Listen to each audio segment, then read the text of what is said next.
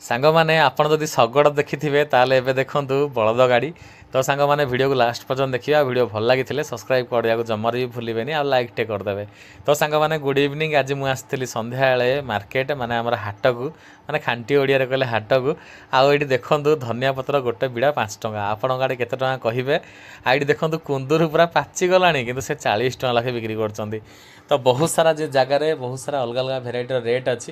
ଏଠି ସବୁ 10 ଟଙ୍କିଆ 20 ଟଙ୍କିଆ ଭାଗ ପଡ଼ିଛି। କାକୁଡ଼ି ଏଠି ଅଛି 20 ଟଙ୍କା। ବଢ଼ିଆ କଷି କଷି କାକୁଡ଼ି ଥିଲା, କିନ୍ତୁ ଯେହେତୁ ଥଣ୍ଡା ପଡ଼ୁଛି ବର୍ଷା ହେଉଛି ଏବେ ଆଉ କାକୁଡ଼ି ଖାଇବାଟା ଭଲ ଲାଗୁନି। ଲେମ୍ବୁ ଏଇଠି ସାଙ୍ଗମାନେ 50 ଟଙ୍କା ଅଛି। ଆପଣଙ୍କ ଆଡ଼େ କେତେ ଟଙ୍କା ଅଛି କହିବେ? ଆଉ ଏଇଠି ଦେଖନ୍ତୁ ଏଇ ଲେମ୍ବୁ ଯାକ ଏପଟେ ଅଛି 50 ଟଙ୍କା ଆଉ 30 ଟଙ୍କା, ମାନେ 20ଟାକୁ 50 ଟଙ୍କା ଆଉ 15ଟାକୁ 30 ଟଙ୍କା। ତ ଆପଣଙ୍କ ହିସାବରେ ଆପଣ ନେଇପାରିବେ। ଭଲ ଲେମ୍ବୁ ଆଉ ଖରାପ ଲେମ୍ବୁ ବି ଅଛି। 10 ଟଙ୍କା ଲେଖାଏଁ ଛଚିନ୍ଦ୍ରା ଥିଲା, ଆଉ ଏଠି 20 ଟଙ୍କା ଲେଖାଏଁ ଥିଲା କାକୁଡ଼ି। ଏଇ ମଉସା ଯେଉଁ ଅଛନ୍ତି ତାଙ୍କୁ ପଚାରିଲା ବେଳକୁ ସେ କାକୁଡ଼ି କହିଲେ 60 ଟଙ୍କା। ମାନେ ଆପଣମାନେ ଭାବି ଦିଅନ୍ତୁ କାକୁଡ଼ି 60 ଟଙ୍କା। କୋବି ଗୋଟାକ 35-30 ଟଙ୍କା ଅଛି, କିନ୍ତୁ କୋବି ଯେହେତୁ ବର୍ଷା ଦିନ ହେଲାଣି ନା ତ ପୋକ ବାହାରୁଛି, ସେଥିପାଇଁ ନେବାକୁ ଇଚ୍ଛା ହେଲାନି। ଆଉ ବହୁତ ଜୋରସେ ଯେହେତୁ ବର୍ଷା ଉଠେଇକି ଆସିଲାଣି ତ ଜଲ୍ଦି ଜଲ୍ଦି କିଣାକିଣି କରିବାକୁ ପଡ଼ିବ।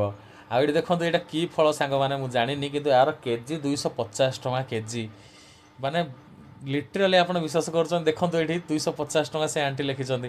ମାନେ ଆପେଲଠୁ ବି ବହୁତ ରେଟ୍। ଏଇଟା କାଙ୍କଡ଼ ଟାଇପ୍ର ପୁରା ଦେଖାଯାଉଥିଲା, କିନ୍ତୁ ତା ଫଳର ନାଁଟା ମୁଁ ଜାଣିନି। ଆପଣ ଯଦି ଜାଣିଥିବେ ତାହେଲେ କହିବେ। ଏଇ ମାର୍କେଟ ସବୁ ଉଠେଇ ଦେଇଛନ୍ତି, ମାନେ ସବୁ ଦୋକାନପତ୍ର ଭାଙ୍ଗି ଦେଇଛନ୍ତି। ଆଉ ଏଠି ଖୋଲାରେ ବସିକି ଲୋକ ବେପାର କରୁଛନ୍ତି। ଏଇ ଗାଜର ଟ୍ରେ ଗୋଟାକ ଆପଣମାନଙ୍କୁ 200 ଟଙ୍କା ଲେଖାଏଁ 300 ଟଙ୍କା ଲେଖାଏଁ ମିଳିଯିବ। ଆଉ ଏଇଠି ଆଉ ଜଣେ ଭଉଣୀ କିଏ ଭିଡ଼ିଓ ବନାଉଥିଲେ ୟୁଟ୍ୟୁବ୍ ପାଇଁ ବୋଧେ, ତ ସେ ତାଙ୍କୁ ଦେଖିକି ମୋତେ ବି ହସ ଲାଗିଲା, କାହିଁକିନା ମୁଁ ବି ଭିଡ଼ିଓ ବନାଉଥିଲି। ଏଠି ସବୁ 20 ଟଙ୍କା 30 ଟଙ୍କା 50 ଟଙ୍କା ଭାଗ। ଏଠି ଆଣ୍ଟି ପାଖରୁ ମୁଁ ଜିନିଷପତ୍ର ସବୁ କିଣାକିଣି କଲି। ମୁଁ ଯାଉଛି ଘରକୁ।